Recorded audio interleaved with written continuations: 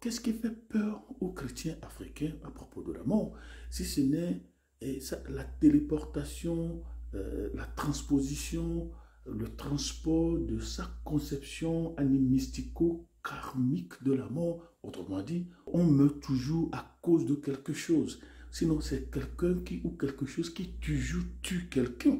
Quelque chose qui m'intrigue toujours auprès du chrétien africain. C'est sa compréhension, son explication et sa gestion du concept de la mort. Toujours et toujours, chrétiens que nous sommes, lorsque quelqu'un meurt, on est comme surpris, terrifié, apeuré, et on caquette comme des hannetons dans un bocal, alors que, et comme si c'est Satan, les sorciers, qui toujours tuent les gens, qui toujours tuent les gens. Si les sorciers et les démons tuent les gens, qui a créé la mort? On n'est pas sûr. Il faut faire des cérémonies. C'est à l'homme de décider de là où va la personne. C'est comme si la manière dont on meurt, c'est ça qui détermine là où on va. On l'a déjà expliqué. La manière de mourir ne détermine pas là où vous allez. Mais c'est la connexion que vous avez avec celui qui a créé et la mort et la vie. Jésus est mort d'une manière criminelle. Les apôtres. Que comprend le chrétien africain de la mort? N'est-ce pas Dieu qui a dit, le jour que tu mourras, le jour que tu en mangeras, tu mourras, ce qu'on appelle la théologie pénale qui est corollaire de la théologie évangélique. Autrement dit, lorsqu'il n'y a pas la mort spirituelle, on n'aurait pas eu la rédemption à travers la croix. Et notre Seigneur Jésus a dit, n'ayez pas peur de celui qui peut tuer seulement le corps et ne peut pas tuer l'âme. Mais ayez peur de celui qui peut tuer et le corps et l'âme. Autrement dit, Dieu a créé la mort, Dieu qui utilise la mort. Et en Égypte, il a dit, je vais envoyer l'ange de la mort. L'ange de la mort, pour certains d'entre nous, on pense que c'est Satan. D'autres personnes nous ont dit qu'il s'appelle Samaël, qui vit quelque part le long de la mer Rouge. Et on l'appelle le venin de Dieu.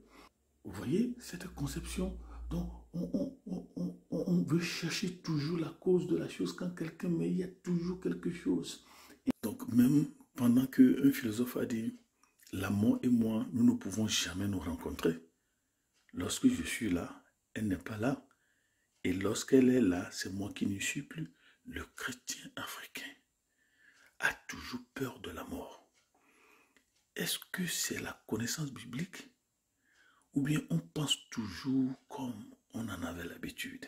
Une fois à Saint-Denis en France, j'étais allé, une dame, femme pasteur, qui conduisait la prière et qui est tombée comme ça, elle est morte raide. On pense que ce sont des choses impossibles. Des fois on dit non, et comment un chrétien peut mourir comme ça? Si c'est comme ça, moi je ne veux plus aller à l'église, il y a des démons dans l'église, il y a des esprits qui tuent les gens dans l'église. Mais est-ce que ce que vous parlez là, ça sonne bien biblique. Et ce qu'on nous enseigne. Et dans les églises, dans les prières, prions contre l'esprit de la mort. Oui, d'accord. Mais vous allez mourir.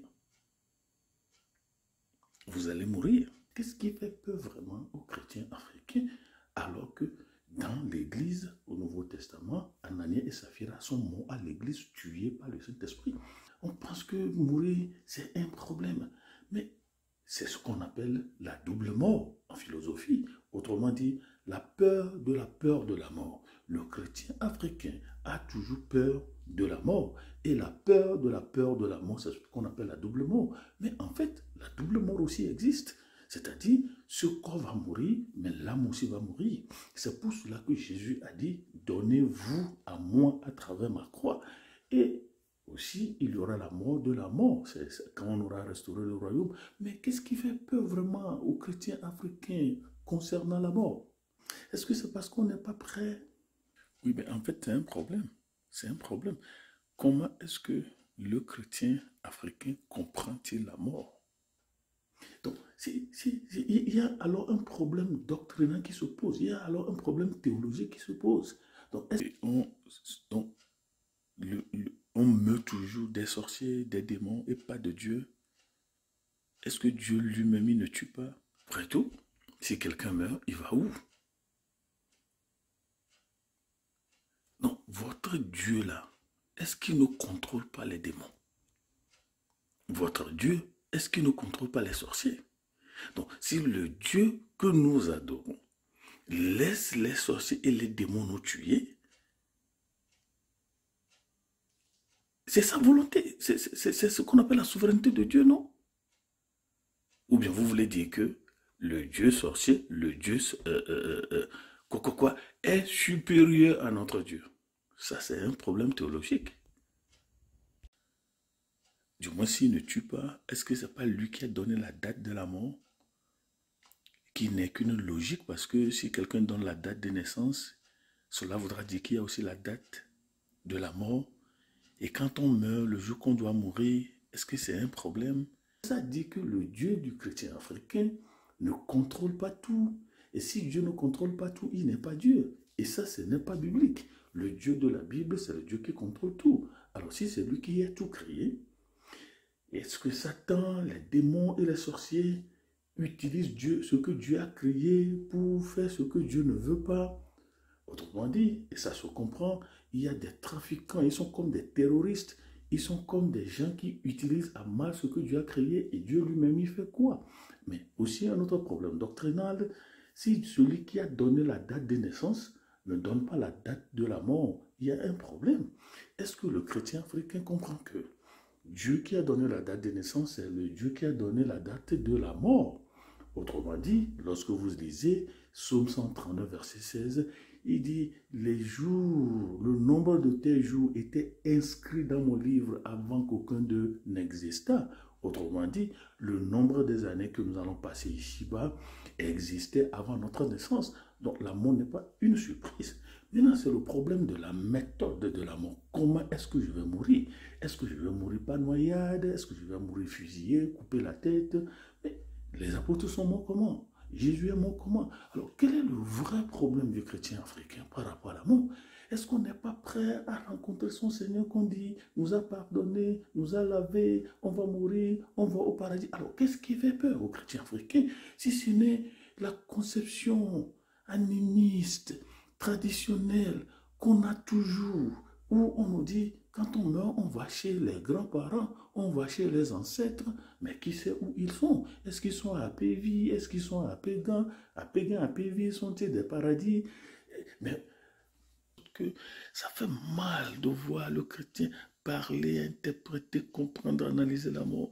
Lorsque quelqu'un meurt aussi d'une manière, on dit, mais il ne peut pas mourir comme ça. Qui sait comment quelqu'un va mourir? Qu'est-ce qui fait peur aux chrétiens africains? Alors que Martin Heidegger a dit, dès qu'un enfant est né, il est assez grand pour mourir. Et Paul pouvait nous dire, et je suis en Jésus-Christ et l'amour pour moi est un gain. Est-ce que le chrétien africain comprend vraiment théologiquement, bibliquement, le concept de la mort? Pendant qu'en Chine, aujourd'hui, dit-on qu'avant de se faire baptiser, on va vous demander si vous êtes prêt à mourir pour Jésus. Si vous et nous avons vu nos frères dans les pays arabes où on leur coupe la tête, on leur tranche le corps, tout ça. Qu'est-ce qui fait peur aux chrétiens africains par rapport à la mort? Si ce n'est qu'on n'est pas sûr de notre salut. On n'a pas compris ce qu'est le salut. On n'a pas compris que le mot salut, quand je dis que je suis sauvé, c'est que mon âme a été rédimée, rachetée de la mort, de la puissance du Satan et de la puissance du péché. Mais comment est-ce que je vais mourir? Ça, c'est un autre problème. Et personne ne sait comment il va mourir. Est-ce qu'on va mourir par accident? Mais en mourant par accident, est-ce que ce n'est pas la volonté de Dieu? La volonté de Dieu dans l'amour, c'est seulement que les gens couchent et partent. Mais que dirons-nous de la croix? Et maintenant, l'autre problème, c'est comme ça, nous allons utiliser l'argent que Dieu nous a donné. On dit, on veut faire de bons funérailles, on dit les funérailles féminines, je ne sais pas. Grand funérailles, gros funérailles. Mes amis, tout chrétien qui dépense son argent dans les funérailles deviendra pauvre. Vérifiez, vérifiez, vérifiez. Mais c'est comme ça, on veut plaire aux gens.